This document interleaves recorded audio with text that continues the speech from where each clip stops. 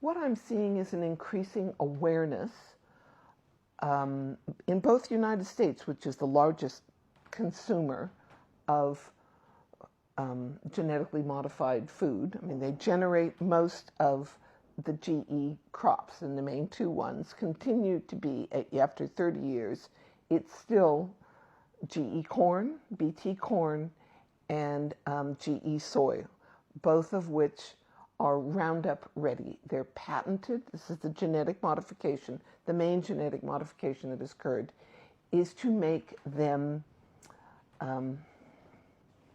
able to handle the multiple applications of glyphosate, a weed killer, a herbicide, without themselves dying. So it's meant to reduce tillage and reduce the number of other pest types of herbicides that need to be used. But it hasn't really worked out that way. We're using per hectare in the United States generally about 1,000% more herbicide, mostly in the form of glyphosate or Roundup, than we were pre-GMO crops. So we are not making headway on reducing either costs or chemical usage with these GE crops.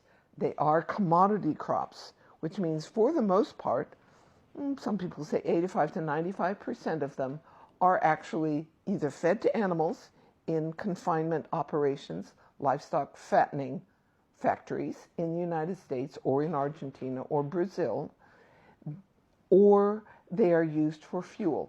Corn being fermented to create ethanol to drive cars, or using the gunk that's at the bottom of the fermentation chambers as what we call dried distiller's grain, which is then also fed to livestock. So we have, these are not specialty high-end premium crops that we've been growing using GE technology.